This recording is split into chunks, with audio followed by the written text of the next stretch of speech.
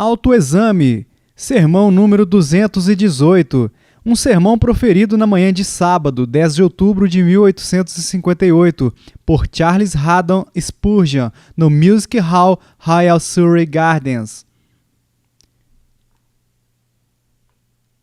Eu tinha a intenção de lhes falar nesta manhã acerca do terceiro título dado a nosso bendito Redentor no versículo que nós temos considerado nas duas vezes anteriores.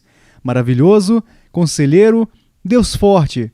Mas devido a uma dor insuportável e a doença contínua, eu fui incapaz de reunir os meus pensamentos e, portanto, sinto-me compelido a lhes falar sobre um tema que tem estado muitas vezes em meu coração e não raro em meus lábios, e em relação ao qual, ouso dizer, tenho admoestado muitíssimo este público anteriormente. Vocês encontrarão o texto no 13º capítulo da segunda epístola aos Coríntios, no 5º verso.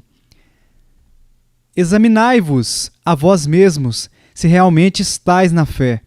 Provai-vos a vós mesmos, ou não reconheceis que Jesus Cristo está em vós, se não é que já estáis reprovados. Um texto solene que não podemos pregar tão impressionantemente ou sobre o qual tão frequentemente meditar. Os coríntios eram os críticos da era dos apóstolos. Eles tomaram para si o crédito por grande habilidade no aprendizado e na linguagem, e como a maioria dos homens que são sábios em seu próprio conceito, eles fizeram um mau uso de sua sabedoria e do aprendizado. Eles começaram a criticar o apóstolo Paulo. Eles criticaram o seu estilo. Suas cartas, disseram eles, são graves e fortes, mas a presença do corpo é fraca e a palavra desprezível. Não contentes com isso, eles foram tão longe a ponto de negar o seu apostolado, e pela primeira vez em sua vida, o apóstolo Paulo viu-se obrigado a ser nécio em gloriar-me, diz ele: vós me constrangestes, eu devia ter sido louvado por vós, visto que em nada fui inferior aos mais excelentes apóstolos, ainda que nada sou. O apóstolo escreveu 2 cartas a eles. Em ambas, ele é obrigado a repreendê-los enquanto ele se defende, e quando ele tinha desarmado completamente os seus adversários e tomado a espada de suas críticas de suas mãos, ele apontou-a para seus próprios peitos, dizendo: examinai-vos. Vocês disputaram contra a minha doutrina. Examinai-vos se vocês estão na fé. Vocês me fizeram provar o meu apostolado. Provai-vos. Usem os poderes que vocês tão injustamente exerceram sobre mim por um pouco de tempo sobre suas próprias pessoas. E agora, meus queridos amigos, a culpa dos coríntios é culpa dos tempos atuais. Não permitam que algum dentre vocês, enquanto sai da casa de Deus, diga ao seu próximo como você gosta deste pregador, o que você achou do sermão desta manhã. É essa a pergunta que você deve perguntar assim que ausenta da casa de Deus? Você vem aqui para julgar os servos de Deus? Eu sei que é apenas uma pequena coisa para nós, o ser julgado por algum juízo humano. O nosso julgamento é do Senhor nosso Deus. Para o nosso próprio mestre, estamos de pé ou caímos. Mas, ó homens, vocês devem fazer uma pergunta mais proveitosa a vocês mesmos do que esta. Vocês devem dizer: não tem tal e tal discurso me atingido? Não está exatamente condizente com a minha condição? Foi esta uma repreensão que eu mereço? Uma palavra de repreensão ou de exortação?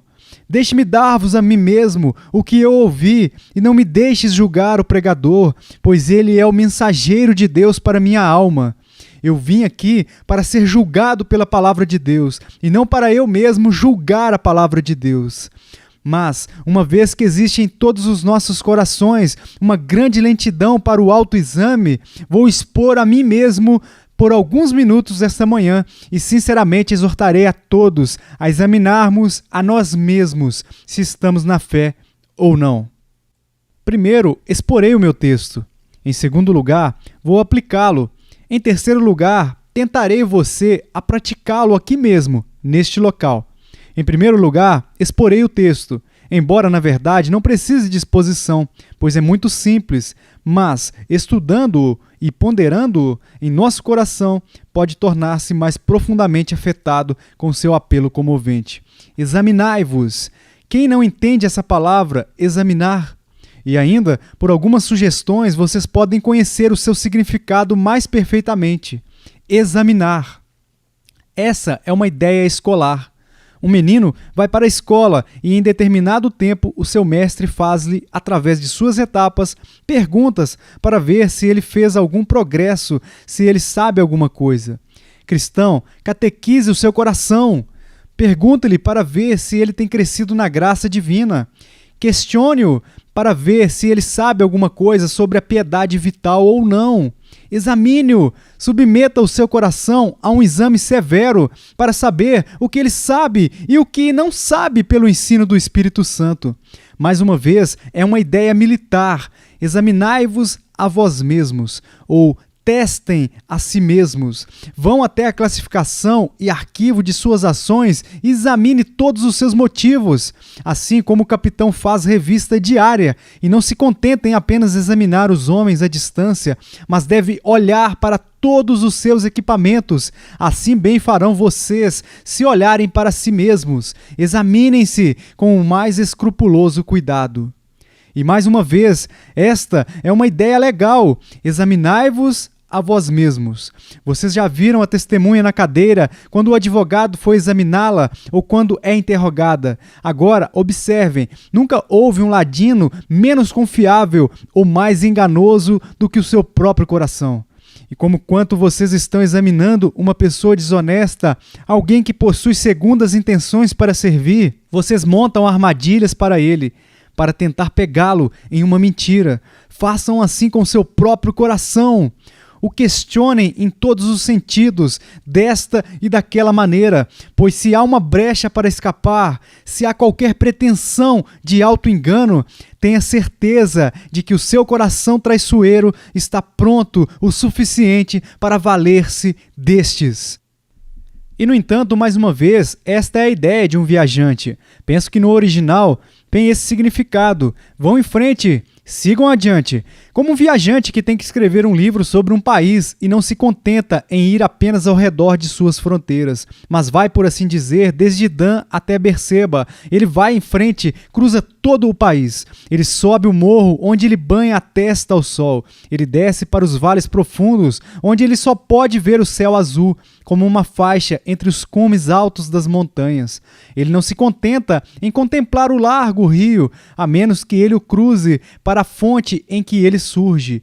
Ele não ficará satisfeito com a visualização dos produtos da superfície da terra, mas ele deve descobrir os minerais que se encontram dentro de suas profundezas. Agora, façam o mesmo com o vosso coração. Examinai-vos a vós mesmos. Vão em frente, atravessem vocês mesmos desde o início ao fim. Não fiquem somente sobre as montanhas de seu caráter público, mas vão para os vales profundos de sua vida privada.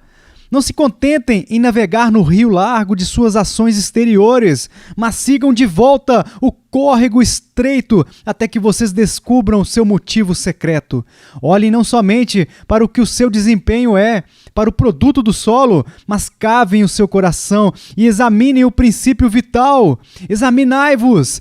Esta é uma palavra muito grandiosa, uma palavra que precisa ser considerada, e eu temo que hajam muito poucos dentre nós que já chegaram até o peso desta exortação solene. Examinai-vos a vós mesmos. A outra palavra que vocês verão um pouco mais adiante, se gentilmente olharem para o texto. Provai-vos a vós mesmos. Isso significa mais do que o autoexame. Deixe-me tentar mostrar a diferença entre os dois. Um homem está prestes a comprar um cavalo. Ele o examina, ele o olha, ele acha que possivelmente ele possa descobrir algum defeito e, portanto, ele cuidadosamente o examina. Mas depois que ele o tem examinado, se ele é um homem prudente, ele diz para a pessoa de quem ele está prestes a comprá-lo: devo testar este cavalo? Você vai me deixar tê-lo por uma semana, durante um mês ou por algum determinado momento para que eu possa provar o animal antes que eu realmente invista nele? Vocês veem? Há mais na prova do que no exame. Essa é uma palavra mais profunda e vai até a raiz e essência da questão. Eu vi ontem mesmo uma ilustração disso.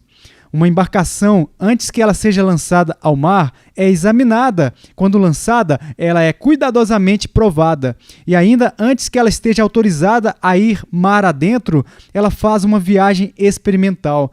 Ela é testada e experimentada. E quando ela for experimentada um pouco e descobriu-se que ela obedecerá ao leme, que os motores funcionam corretamente e que tudo está em ordem certa, ela sai em suas longas viagens. Agora, provai-vos a vós mesmos. Não apenas sentem-se em seu quarto e olhem para si mesmos, mas saiam para este mundo agitado e vejam que tipo de piedade vocês têm. Lembrem-se, muitos homens religiosos perceberão examinando-os que não suportarão a prova. Podemos sentar em casa e olhar para a nossa religião e dizer: bem, eu acho que ela suportará. É como estampas de algodão que você pode comprar em lojas diversas. São como cores tingidas e, por isso, elas são aparentes quando você olha para elas, mas elas não são laváveis quando você as leva para casa. Há muitos homens religiosos assim. É bom o suficiente para olharmos e ele tem o justificado estampado nele. Mas quando ele sai para a vida diária real, as cores em breve começam a esmaecer e o tal homem descobre que a coisa não era o que o levou a ser. Vocês sabem que na Bíblia temos um relato de certos homens muito tolos que não iriam para uma grande ceia, mas tolos como eram, houve um deles que disse: comprei 5 juntas de bois e vou experimentá-los. Assim, ele teve a sabedoria mundana, pelo menos o suficiente para testar os seus bois. Portanto, vocês devem testar-se. Tentem arar nos sulcos do dever. Vejam se vocês podem estar acostumados ao jugo da servidão do Evangelho. Não se envergonhem de colocarem-se em seu lugar. Testem-se na fornalha da vida diária, para que não suceda que o simples exame do quarto detecte que vocês sejam uma fraude e vocês virão, afinal, a ser um náufrago. Provai-vos a vós mesmos. Há uma frase que eu omiti, a saber esta: examinai-vos a vós mesmos se permaneceis na fé. Diz alguém, você pode examinar-me se estou na fé. Eu sou um cristão ortodoxo, completo até o bom padrão de peso, genuíno. Não há qualquer receio de minha chegada a algo e ida um pouco além disso também. Mas meu amigo, essa não é a questão. Eu quero que você seja ortodoxo, pois um homem que é heterodoxo em suas opiniões provavelmente será heterodoxo em suas ações. Mas a questão agora não é se você acredita na verdade de Deus, mas se você está na verdade de Deus. Somente para dar um exemplo do que quero dizer, ali está a arca e um número de homens em torno dela. Diz alguém, eu acredito que a arca vai flutuar. Diz outro, eu acredito que a arca é feita de madeira de gofé e é forte da proa à popa. Tenho a certeza que a arca flutuará, venha o que vier. Eu sou um firme crente na arca. Sim, mas quando desceu a chuva e veio o dilúvio, eles não estavam acreditando na arca como uma questão de fato. Foi estar na arca que salvou os homens e somente aqueles que estavam nela naquele dia terrível de dilúvio. Então, pode haver alguns de vocês que digam do Evangelho de Cristo. Eu acredito que ele seja de um caráter particular. E vocês podem estar muito corretos em seu julgamento. Vocês podem dizer, eu acho que ele seja aquele que honra a Deus e abate o orgulho do homem. Aqui também, vocês podem pensar muito bem, mas observem, não é ter uma fé ortodoxa, mas estar na fé, estar em Cristo, refugiando-se nele como na arca, pois aquele que tem a fé somente como uma coisa externa, não está na fé, perecerá no dia da ira de Deus. Mas aquele que vive pela fé, aquele que sente que a fé opera nele e é para ele um princípio de vida, aquele que percebe que a fé é a sua morada, que ali ele pode obedecer, que é a própria atmosfera que respira e o próprio cinto dos seus lombos para fortalecê-lo, tal homem está na fé. Mas repetimos novamente, toda a ortodoxia do mundo, a parte do seu efeito sobre o coração como um princípio vital, não salvará um homem. Examinai-vos a vós mesmos, se permaneceis na fé, provai-vos a vós mesmos. Não sabeis quanto a vós mesmos? Se vocês não fizerem isso, têm negligenciado o seu estudo adequado. O que aproveita tudo mais que vocês sabem, se vocês não conhecem a si mesmos? Vocês vaguearam no estrangeiro, enquanto o tesouro mais rico estava em casa.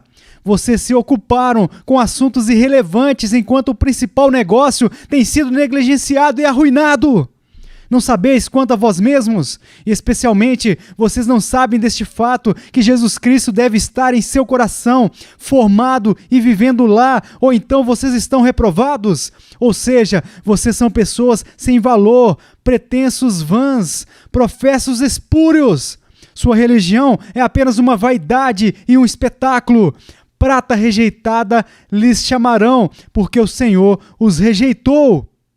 Agora, o que é ter Jesus Cristo em você? O católico romano pendura um crucifixo no pescoço. Os verdadeiros cristãos carregam a cruz em seus corações.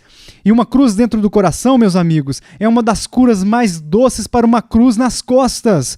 Se vocês têm uma cruz em seu coração, Cristo crucificado em vós, a esperança da glória, toda a cruz dos problemas deste mundo irá parecer-lhes bastante leve e vocês facilmente serão capazes de carregá-la. Cristo no coração significa crer nele.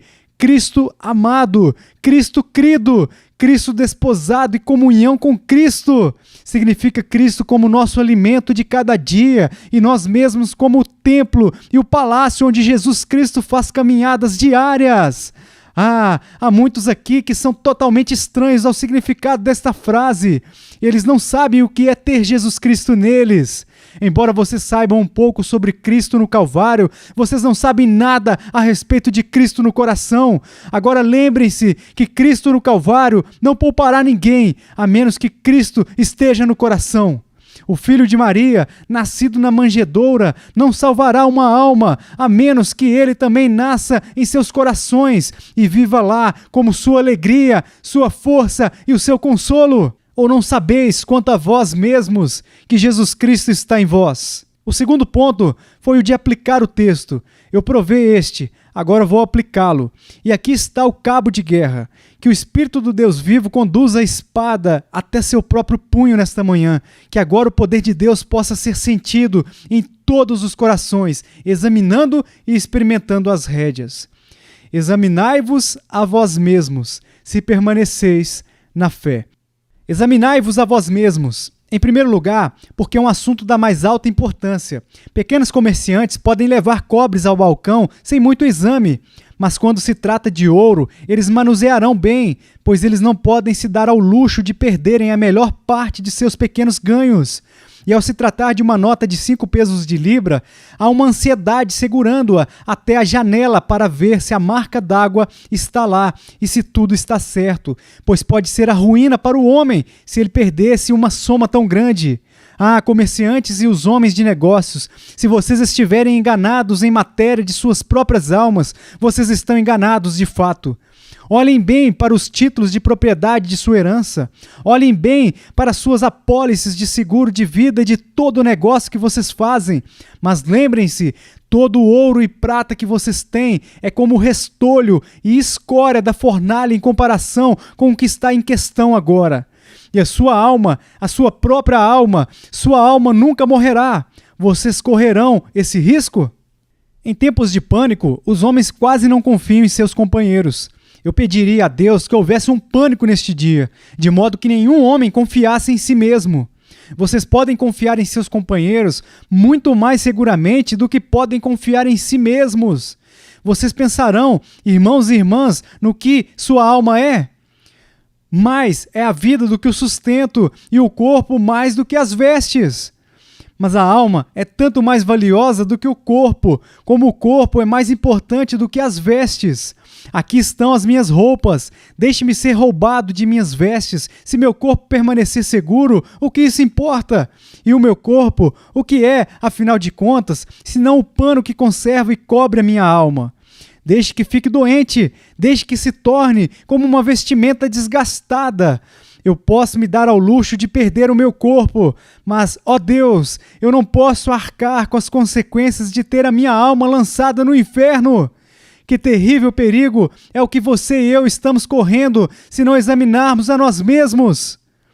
É um perigo eterno. É um risco do céu ou do inferno, da graça eterna de Deus ou de sua maldição eterna.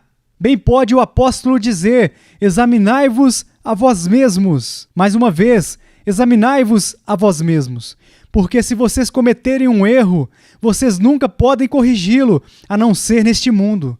A falência pode ter perdido a fortuna uma vez e ainda pode fazer outra, mas torne-se falido, falência espiritual, nesta vida e você nunca terá a oportunidade de negociar novamente pelo céu. Um grande general pode perder uma batalha, mas com habilidade e coragem ele pode recuperar sua honra por ganhar outra. Mas se for derrotado na batalha desta vida, você não pode mais cingir-se em sua armadura. Você é derrotado para sempre. O dia está perdido e não há esperança de você ser capaz de ganhá-lo novamente, nem mesmo a ponto de fazer uma tentativa. É agora ou nunca, homem. Lembre-se disso. O estado eterno de sua alma para em volta do hoje. Perca seu tempo, perca suas habilidades, tenha sua religião em segundo plano em relação ao seu sacerdote, seu ministro ou seu amigo, e no mundo vindouro você deverá lamentar eternamente por este erro, mas você não terá nenhuma esperança de mudá-lo. Permanente é o seu estado eterno. Poderia o homem se arrepender, mas então é tarde demais. Ali os atos de perdão cessaram. Na fria sepultura em que nos precipitamos, apenas escuridão, morte e longo desespero reinam em eterno silêncio ali. Examinai-vos a vós mesmos, pois muitos foram enganados. Esse é um assunto que eu vou comprometer-me a afirmar sobre a minha própria autoridade, a certeza de que cada um de vocês pode confirmá-lo por sua própria observação. Quantos neste mundo pensam ser piedosos quando não são? Você tem no círculo de seus próprios amigos pessoas que fazem uma profissão de quem você costuma ficar em espanto e se perguntar como eles se atrevem a fazê-la. Amigo, se outros foram enganados, você não pode ser também? Se alguns aqui e ali caem em um erro, não pode você também fazer o mesmo? Você é melhor do que eles? Não, de maneira nenhuma! Você também pode estar enganado. Acho que vejo as rochas em que muitas almas foram perdidas, as rochas de presunção, e o canto da sereia da autoconfiança as atrai para aquelas rochas nesta manhã. Pare, navegador, pare, eu lhe imploro! Façam com que os ossos branqueados acolá vos mantenham afastados. Muitos foram perdidos, muitos estão perdidos e agora estão lamentando na presente hora sua ruína eterna. E sua perda deve ser atribuída a nada mais do que a isso, que eles nunca examinaram para saberem se estavam na fé. E aqui, deixe-me apelar para cada pessoa agora presente. Não me diga que você é um membro antigo da igreja. Eu estou contente em ouvi-lo, mas ainda assim eu suplico a você, examine a si mesmo, pois um homem pode ser um professante da religião há 30 ou 40 anos e ainda pode chegar a uma condenação quando sua religião irá romper, afinal de contas, e revelar-se um galho podre da floresta. Não me diga que você é um diácono. Você pode ser e ainda assim você pode estar terrivelmente enganado. Sim, e não me sussurre que você é um ministro. Meus irmãos, no ministério, podemos deixar de lado nossas togas para usar cintos de chamas no inferno. Podemos partir do nosso púlpito tendo pregado aos outros o que nunca soubemos nós mesmos e tendo que nos juntarmos aos lamentos de almas eternas que ajudamos a enganar. Que Deus nos salve de uma tal desgraça como essa. Mas o homem não deve cruzar os braços e dizer: eu não preciso examinar a mim mesmo. Não há um homem aqui, ou em qualquer lugar, que não tenha um bom motivo para examinar e provar a si mesmo hoje. Além disso, examinai-vos a vós mesmos, porque Deus irá examiná-los. Na mão de Deus está a escala e a balança. Vocês não devem ser levados ao céu pelo que vocês professam ser, mas vocês devem ser pesados, todos vocês colocados na balança. Que momento será este, comigo e com você, quando estivermos na grande escala de Deus? Certamente, se não fosse a fé no Senhor Jesus Cristo e pela certeza que seremos revestidos de sua justiça, finalmente poderíamos todos tremer, mesmo com o pensamento de estarmos lá, pois nós deveríamos sair da balança com este veredicto: Tekel, mene tekel, ufarsim, pesado foste na balança e foste achado em falta. Deus não tomará o seu ouro e prata pela aparência, mas cada um será purificado no fogo. Precisamos, cada um de nós, passar por um teste muito minucioso e escrutínio. Amados, se o nosso coração nos condena, quanto mais Deus nos condenará. Se temos medo de examinar a nós mesmos, como podemos não tremer com o pensamento do exame terrível de Deus? Alguns de vocês sentem que estão condenados neste mesmo dia por uma criatura pobre como eu. Quanto mais, então, vocês devem ser condenados quando Deus, revestido de trovão, convocar vocês e todos os seus companheiros para o infalível juízo final. Oh, que Deus nos ajude agora a examinarmos a nós mesmos. E eu ainda tenho mais um motivo para apresentar. Examinai-vos a vós mesmos, meus caros amigos, porque se vocês estão agora em dúvida, a maneira mais rápida de se livrar de suas dúvidas e medos é pelo autoexame. Acredito que muitas pessoas estão sempre duvidando de sua condição eterna, porque não examinam a si mesmas. O autoexame é a cura mais segura para metade das dúvidas e medos que afligem o povo de Deus. Olhem para o capitão lá longe, ele está em seu navio e ele diz aos marinheiros: você deve navegar muito cautelosa e cuidadosamente e estar em sua sentinela para lhes dizer a verdade. Eu não sei onde estou, eu não sei exatamente a minha latitude e longitude e pode haver rochas muito próximas à frente e em breve poderemos ter o navio quebrado. Ele desce para dentro da cabine, ele procura as cartas, ele leva uma expensão dos céus. Ele vem de novo e diz: isso em cada vela e vamos tão alegremente como quisermos. Eu descobri onde estamos, a água é profunda e há um espaço de mar largo. Não há necessidade de vocês estarem em qualquer dificuldade, o exame tem me satisfeito. E quão feliz você ficará se depois de ter procurado a si mesmo, você puder dizer: eu sei em quem tenho crido e estou certo de que é poderoso para guardar o meu depósito até aquele dia. Porque então você prosseguirá alegremente e com regozijo, porque o exame teve um bom resultado. Mas se tivermos um mau resultado, melhor que você o encontre agora do que quando for tarde demais. Uma das orações que eu desejo fazer muitas vezes enquanto eu viver é esta: Senhor, deixe-me saber o pior do meu caso. Se eu tenho vivido em um falso conforto, Senhor, tire-o de mim.